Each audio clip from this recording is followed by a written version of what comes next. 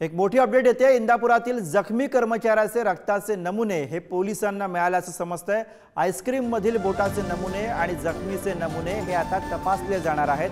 Forensic lab मध्ये दोन्हींचे नमुने हे तपासले जातील। रिपोर्ट मिळाल्यानंतर पोलीस आता पुढची कारवाई करणार आहेत। तर याच प्रकरणामध्ये आता महत्त्वाची अपडेट समोर येते आहे।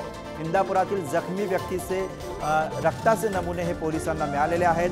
आईस्क्रीम मधील बोटाचे नमुने आणि जखमी व्यक्तीचे नमुने हे आता तपासले जातील। फॉरेन्सिक लॅब मध्ये दोन्हीचे नमुने तपासले जाणार आहेत आणि हे रिपोर्ट मिळाल्यानंतर पोलीस आता पुढची कारवाई करणार आहेत। मालाडमध्ये ही घटना झालेली होती। आईस्क्रीम मध्ये मानवी बोट आढळलेलं होतं आणि त्यानंतर एकच खळबळ माजलेली होती। त्याचं आता हे इंदापूर कनेक्शन समोर येतं।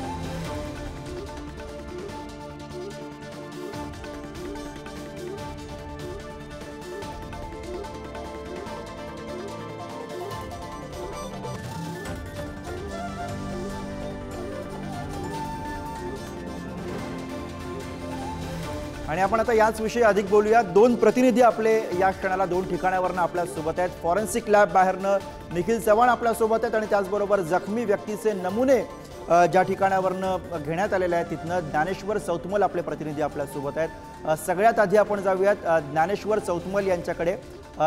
जखमी व्यक्तीचे नमुने अखेर पोलिसांना मिळालेले आहेत आणि आता याच्या आधारे प्रामुख्याने या सगळ्या तपासाला गती येणार आहे। ज्ञानेश्वर, या व्यक्तीबद्दलची काय माहिती आहे आणि किती वेळापूर्वी साधारणपणे पोलिसांच्या हाती हे रक्ताचे नमुने लागलेले आहेत? जो गंभीर प्रकार इंदापूरमध्ये घडला, इंदापुरातल्या फॉर्च्यून डेअरीमध्ये एमओ आईस्क्रीम बनवलं जात होतं। हे आईस्क्रीम बनवत असताना एका कर्मचाऱ्याच्या हाताला जखम झाली आणि यामध्ये जे आईस्क्रीममध्ये मालाडमध्ये आईस्क्रीममध्ये मानवी बोटाचा तुकडा सापडला। ते इंदापुरातल्या या फॉर्च्यून डेअरीमध्ये काम करणाऱ्याच कर्मचाऱ्याची असल्याची माहिती मिळाली। फलटण इथला हा कर्मचारी आहे अशी प्राथमिक माहिती आहे। या कर्मचाऱ्याची माहिती पोलिसांकडून जरी अधिकृतपणे दिली जात नसली तरी या कर्मचाऱ्यापर्यंत मुंबई पोलीस पोहोचलेले आहेत। त्याची वैद्यकीय चाचणी झालेली आहे। त्या जखमी कर्मचाऱ्याच्या रक्ताचे नमुने घेण्यात आलेले आहेत आणि या जखमी कर्मचाऱ्याच्या रक्ताचे नमुने हे तपासले जाणार आहेत। ज्या आईस्क्रीममध्ये जे मानवी बोटाचा तुकडा सापडला त्यासोबत याची जेव्हा दोन्ही अहवाल येतील तेव्हा तपासणी केली जाईल आणि याच जखमी कर्मचाऱ्याचं हे बोट आहे का हे सिद्ध होईल। याचा पोलिसांना तपास करायचा। याच अनुषंगाने फॉरेन्सिककडे हे दोन्ही नमुने पाठवलेले आहेत। सध्या त्या ठिकाणी या सगळ्या निमित्तानं जी प्रक्रिया सुरू आहे कारवाईची ती सुरू आहे। बघावा लागणार हा अहवाल कधीपर्यंत येतो आणि पोलीस नेमकी काय कारवाई करतात। बरोबर आहे। फॉरेन्सिक लॅबकडे आता हे दोन्ही नमुने पाठवण्यात आलेले आहेत आणि त्याच्या आधारे आता तपासाला गती मिळणार आहे। थेट जाऊयात फॉरेन्सिक लॅबच्या बाहेरनं आपले प्रतिनिधी निखिल चव्हाण सध्या आपल्या सोबत आहेत। निखिल, रक्ताचे नमुने त्या संशयित कर्मचाऱ्याचे मिळालेले आहेत आणि आता फॉरेन्सिक लॅबमध्ये या सगळ्याचा तपास सुरू आहे। पुढच्या तपासाची या सगळ्या दिशा नेमकी आता कशी असणार आहे?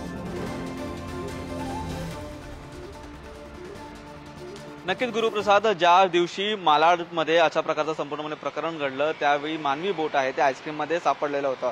लागलीच त्या ठिकाणी आहे ते फॉरेन्सिकमध्ये पोलिसांनी हे मानवी बोट आहे ते पाठवलेलं होतं।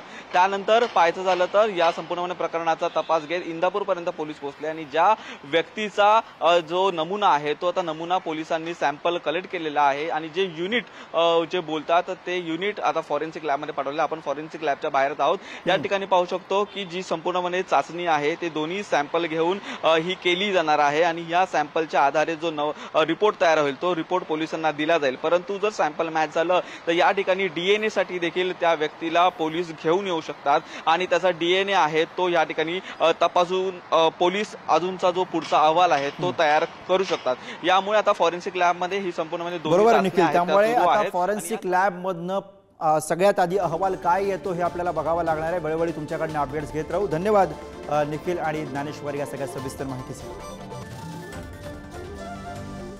आणि यासह या बुलेटिनमध्ये आपण इथे थांबतोय। पाहत राहा पुढारी न्यूज।